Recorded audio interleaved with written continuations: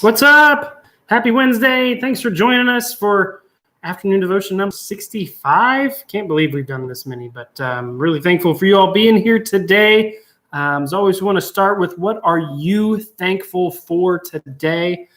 Today, I'm thankful I got to catch up by phone with an old friend, guy that I'd gone to college with, who's also a youth pastor, and just sort of getting to spend some time catching up and talking ministry, and really encouraging, and appreciate him and thankful to God for giving us that time. So I see Alec is thankful for the Golden Knights beating the Blackhawks. As a Blues fan, I am also thankful for that. So nice job, Vegas Golden Knights. And Eric is thankful for that too. So thank you guys for checking in. Others that are watching, let me know what you are thankful for today. All right, let's get to quarter team games. All right. So last time your question was, what shoe size did Robert Wadlow wear? Robert Wadlow, largest man to ever live, from Alton, Illinois. What shoe size did he wear? The correct answer, are you ready?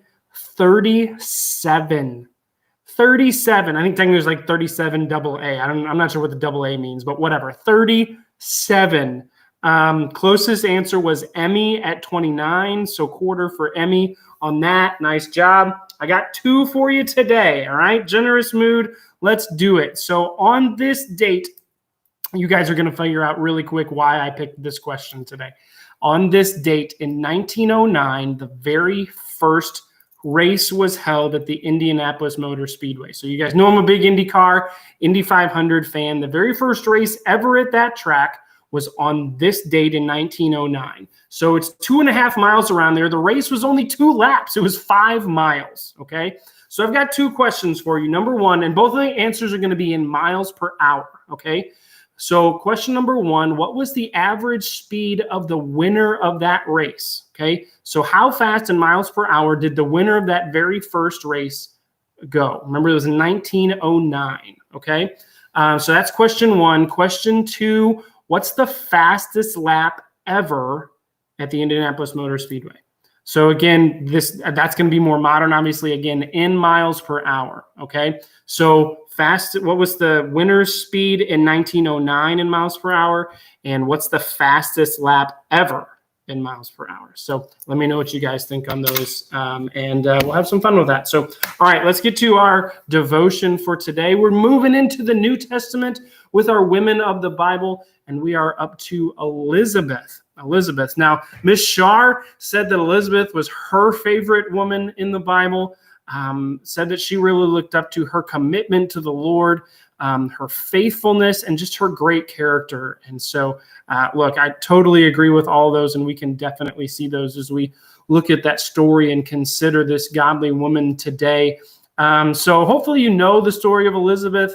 You've probably at least heard of her in Christmas stories. So she is the mother of John the Baptist. The story goes, so both her and her husband Zechariah were Levites, okay? Zechariah was a priest. He was sort of on duty in the temple, and Gabriel came and visited him and told him that you and your wife are going to have a son. They were older. We don't know exactly how old, but old enough that people knew they haven't had any kids yet. Something must be wrong. And look, that's a hard thing for anybody who wants to have kids and can't. That's a difficult, trying thing to go through. And I think that was probably even more true back then. It was like we talked about with Hannah, it was almost viewed as a curse. And so Zechariah and Elizabeth had not been able to have children.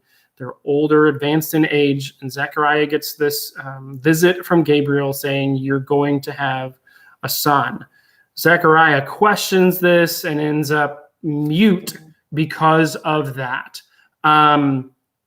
So goes home, and Elizabeth ends up getting pregnant just as the angel had foretold.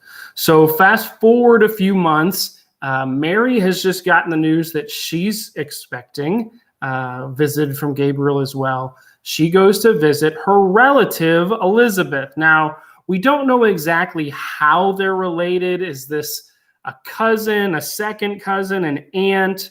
We think that Mary was likely fairly young. We know that Elizabeth was fairly old, so it's hard to know exactly what that relationship was, but we know that they were related. So Mary goes to visit her relative Elizabeth. And as soon as she walks in the door and sort of speaks out to say hello to Elizabeth, the story tells us that John the Baptist leapt in Elizabeth's womb out of joy of hearing Mary's voice, knowing even then that she was carrying Jesus, the Messiah. And so I want to read what Elizabeth said there, because I think it's really good. So Luke chapter 1, 42 to 45 says, "And she exclaimed with a loud cry, 'Blessed are you among women, and blessed is the fruit of your womb. Why is this granted to me, that the mother of my Lord should come to me? For behold, when the sound of your greeting came to my ears, the baby in my womb leaped for joy. And blessed is she who believed that there would be a fulfillment of what was spoken to her from the Lord.'" I just love Elizabeth's encouraging spirit and praise to God for what was happening for both her and for her relative Mary. So again, fast forward a few months, John is born. They had been told that his name would be John. They go to name him and they ask Elizabeth, "Hey, what are we going to name the child?" And she says, "Well, his name's going to be John." They're like, "That doesn't make any sense. You don't have any relatives named John. Let's just go ahead and name him Zechariah. That's what we ought to do." And she's like, "No." And so they end up asking Zechariah, who can't talk, so he asked for something to write on, and he wrote his name is John. And at that moment, he regained his ability to speak, and they rejoiced and obviously named him John. So there's your story of Elizabeth. We see her faithfulness, we see her godliness in the midst of all of that. But I want to boil this down to just 3 simple lessons that I think these are things that I see in her life that I think we can imitate, that we can be like, okay? So first of all, she was faithful to God even in her struggle. These years of struggle of wanting to have children and not being able to is incredibly difficult, and yet she was faithful to God in the midst of that, showing patience, that not just waiting, but waiting with a good attitude, waiting with trust in God that he's going to take care of her. If that means children later, if it means no children, her faith is still in him, and he rewarded that. But we see her patience and her faithfulness in that. Second, I see the fact that she is happy for Mary. It would be very easy for someone in Elizabeth's situation to be jealous of others who, now granted, at that point, Elizabeth was expecting, but she had to wait years and years and years, and basically a miracle from God is what happened.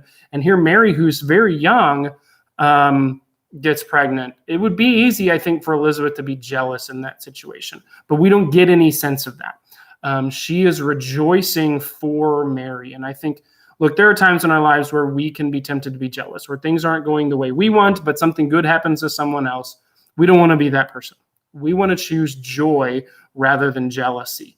And Elizabeth does that. She's rejoicing with Mary, who's rejoicing, and we ought to be like that as well. Last thing, and follow me on this. This is going to sound a little weird. You may not have heard this with Elizabeth before, but something I see in her is that she didn't give in to peer pressure. Okay? She had been told, her and Zechariah had been told by God what the baby's name was supposed to be. Everybody else around them was like, no, we're not doing that. That's a weird name. No, don't do that. And she stuck to her guns. She said, no, this is what God said we need to do, and this is what we need to do. Now, are we in situations where other people are telling us what to name a child? Maybe not, okay? But are there situations where God has told us his will and other people around us maybe question that or don't think we ought to do that? Absolutely. And I think Elizabeth is a good example of this is what God said, and this is what we're going to do. And we ought to be like that in that way. So anyway, that's it. So let's strive to be like Elizabeth in those areas. Next time on Friday, we will talk about Mary. And let's be specific, Mary, Jesus' mother, because our next 3 devotions will be on different women named Mary. So that'll be kind of an interesting little streak there. So Jesus' mother on Friday. And don't forget about our Zoom meeting tonight as we cover 1 John chapter 4. So anyway, I hope you guys can join us tonight. Hope you're having a great week. I love you, and we will catch you next time.